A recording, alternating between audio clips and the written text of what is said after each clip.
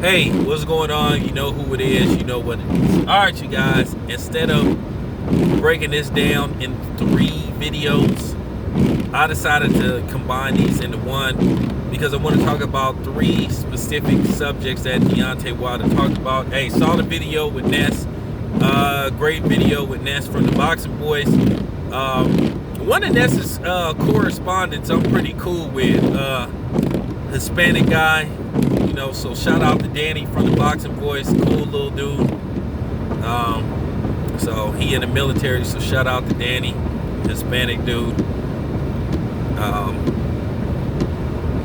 But anyway, let's talk about the interview with Wilder. It was a lengthy interview too, man. That interview was like well over an hour. You know, I gotta admit, man, one thing about me, and I'm gonna tell the truth about me, if anybody knows me,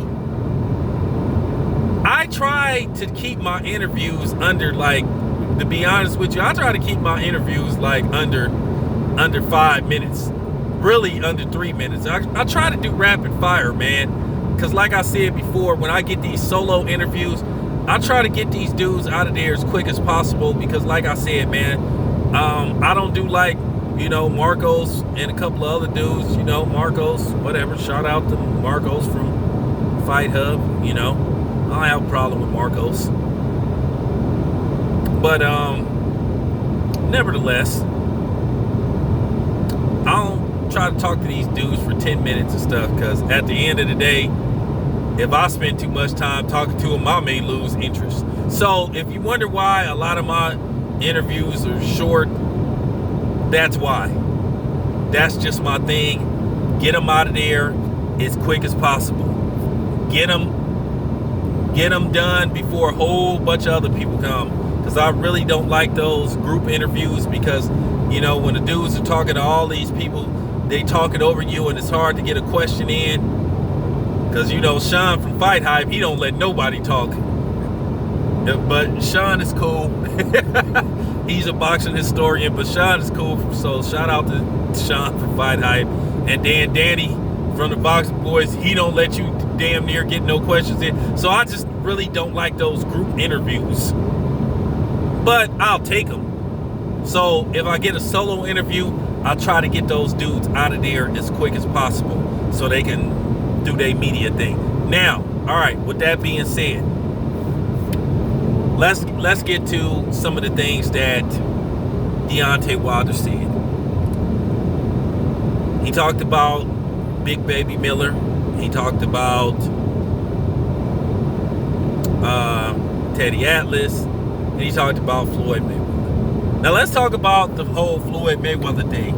Now I am going to do another video about Floyd Mayweather, maybe after this video, you know, basically telling you what to do in regards to Floyd Mayweather, you know. So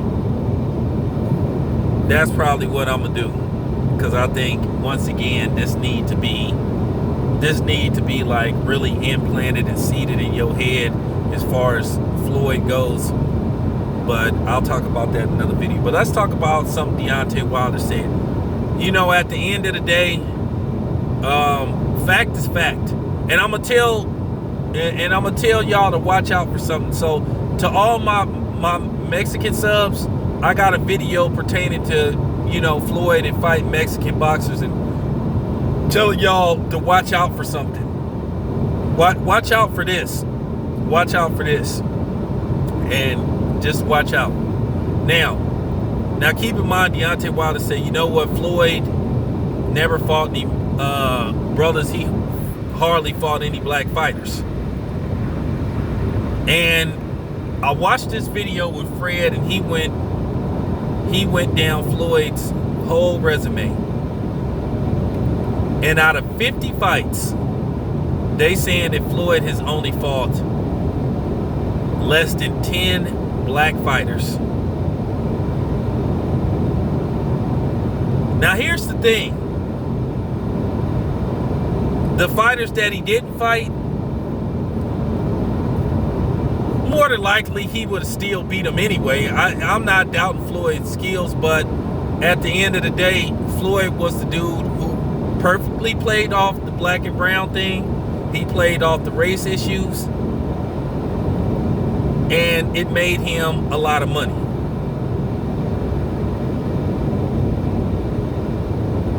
Now, would Floyd had took even bigger risks if he had fought guys like, yeah, the Paul Williams were out there, Winky Wright was out there, but I think Winky Wright was like a little too big for Floyd. Winky Wright was pretty much a middleweight. Winky Wright was a little too big. Jermaine Taylor was too big. Those type of dudes was like out of reach. I know Shane Mosley fought at middleweight, but Shane Mosley really didn't do that good at middleweight. He lost to Winky Wright twice. Okay?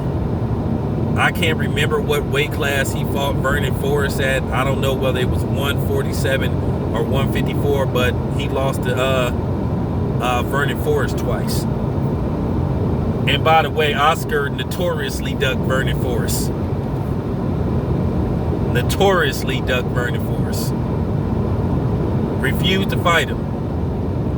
And I laugh when people say that Oscar fought everybody. Oscar was a flat out, Oscar ducked quite a few people. He ducked Winky Wright. He ducked everybody talk about Floyd ducked Margarito. He ducked, well, Floyd ducked Margarito, so did Oscar De La Hoya.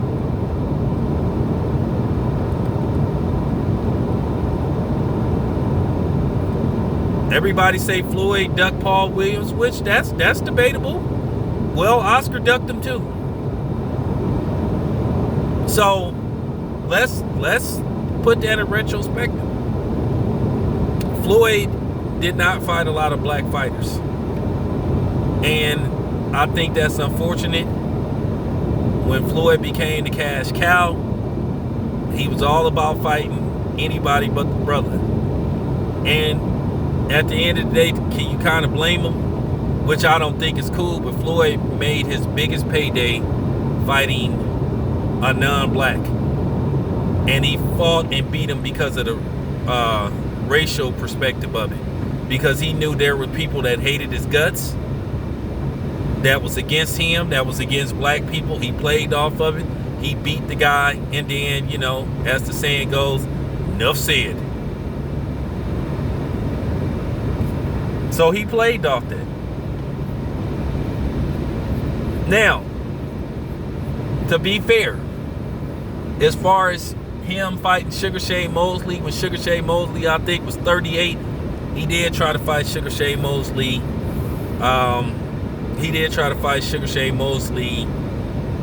I think back, he tried to fight Sugar Shane Mosley a while ago. I think back in 2005, Sugar Shane Mosley was talking about his teeth was loose and all that kind of stuff, but the fight ended up happening, and basically Sugar Shane Mosley had that second round where he nailed Floyd. And I'm gonna tell you right now, Floyd, I give Floyd credit, his chin held up, because Floyd almost took a knee. I'm talking about it looked like his knee,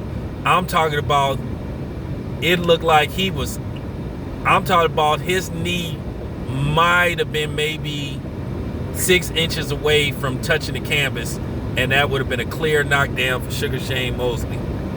But Floyd got up, maintained, came forward, won the fight. Case closed. But you look at the money Floyd made, it seemed like he wasn't, to a certain degree, trying to share it with no brothers. And Floyd, to a certain degree, took the fun until now with the Charlo brothers and the other guys out there. He kind of took the fun out of brothers fighting against brothers. Because let's just face the fact, some of the greatest fights in history within the last 30 years have been between two black fighters.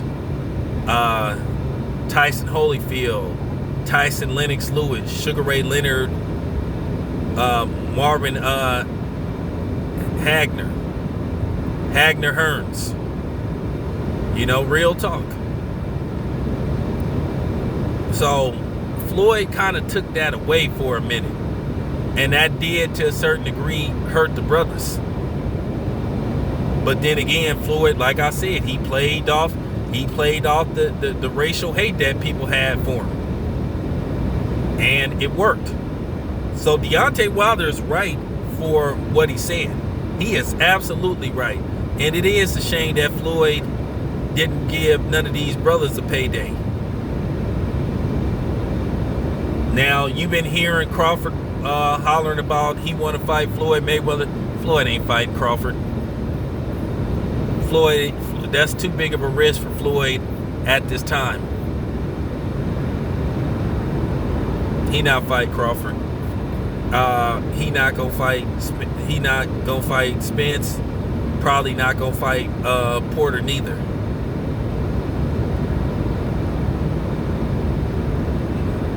I think if Floyd was to fight somebody, which he's still a risk for Floyd, he might would fight Danny Garcia. He might would fight Keith Thurman. But then again, he hasn't fought Keith Thurman thus far. Hasn't fought none of these dudes thus far.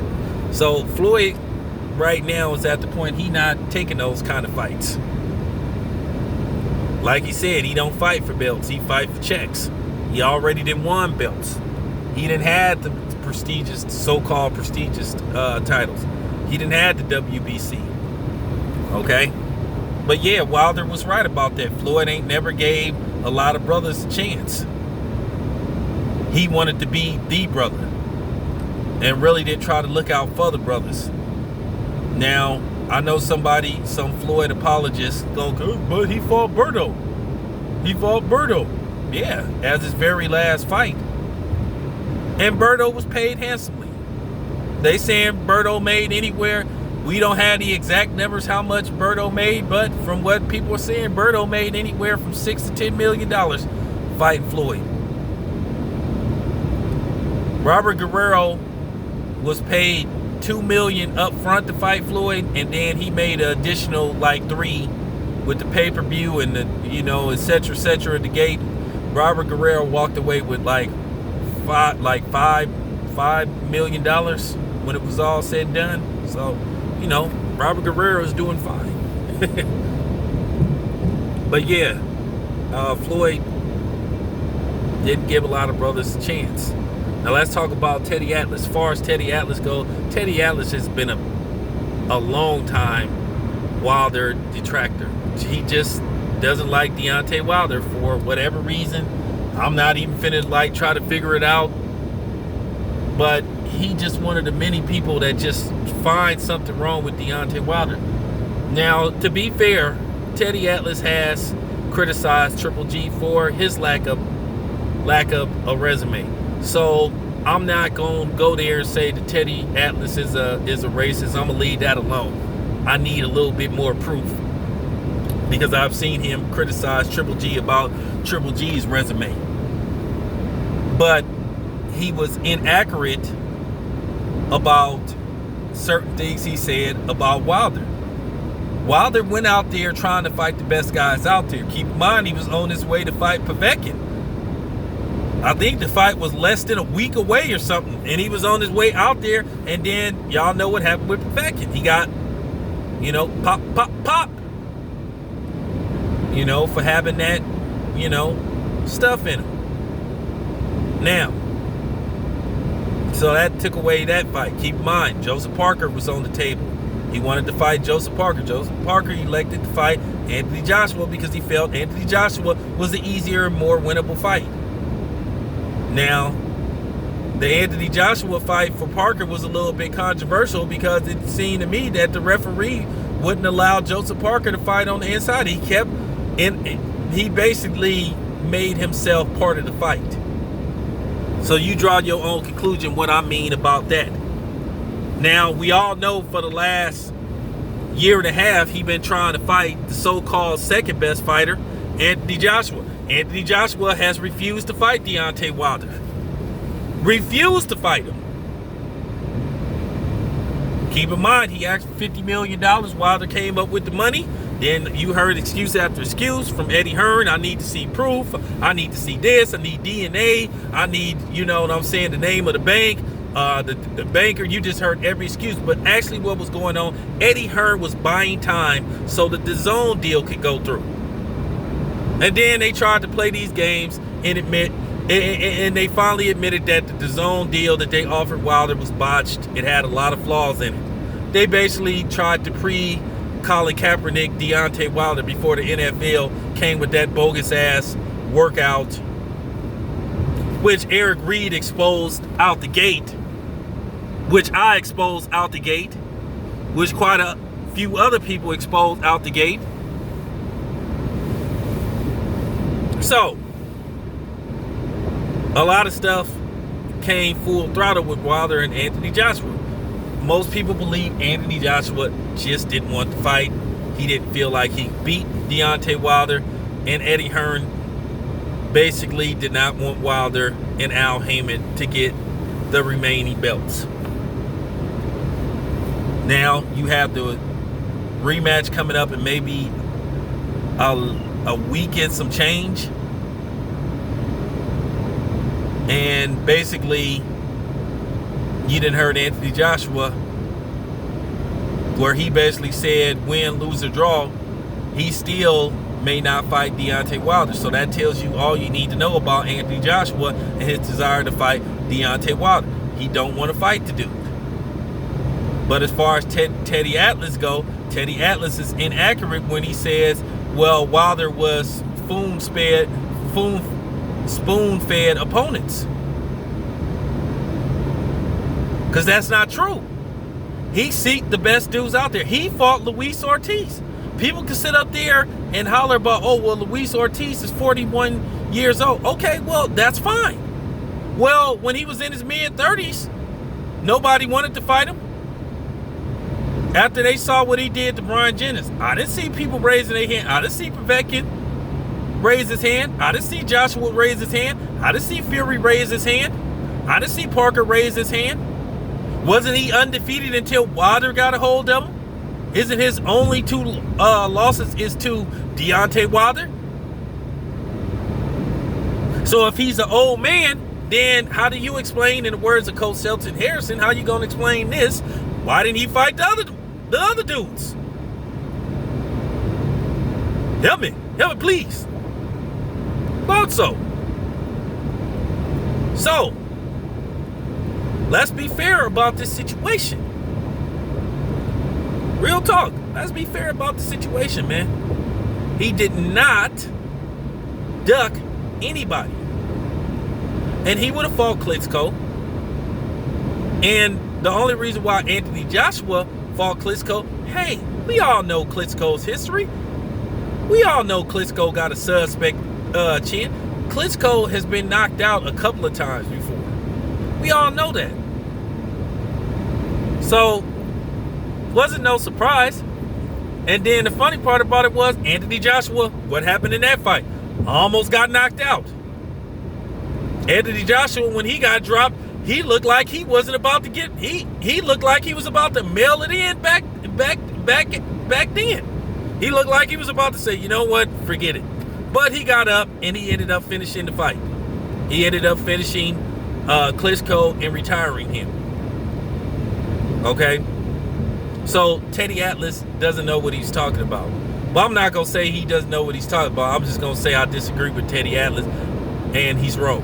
Now, let's get to Big Baby Miller. I'm not going to call the man out his name, but at the end of the day, it's kind of hard to respect Big Baby Miller due to the fact what did happen with him. That he didn't got popped for performance-enhancing drugs, and clearly the stuff that he had in his system, he was trying to take advantage of the situation and cheat. But this dude is always forever talking bad on Wilder. And it got to the point to where Wilder said, you know what, this dude is a coon. Do I agree with that? Absolutely. Because he has shown coon-like behavior. And then Wilder was spot on. How you gonna sit up there and try to talk shit about somebody when you sat up there and leaned your head on Eddie Hearn? That was oh my God. That was so deplorable. That was like the biggest sucker shit I had ever seen in my life. That was like, man, when I say that was disgusting, that was, I mean, I'm talking about that was just flat out disgusting. Actually, you know, and everybody saw that. That was embarrassing. So he ain't in no room to talk about nobody. He has no room to say anything about nobody after he pulled that shit. You gonna lean on Eddie Hearns. Like, man, when I say I lost all respect for him when he did that, he another dude that I kind of don't have no desire to interview.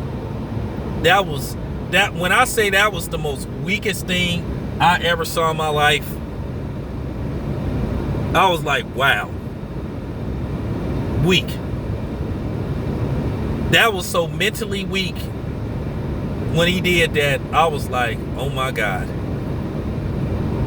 But yeah, I don't have no respect for that dude. But anyway, this your boy Town Biz. I usually don't make these type of videos. I went 21 minutes. Hope you enjoy it. On to the next video. I'm out.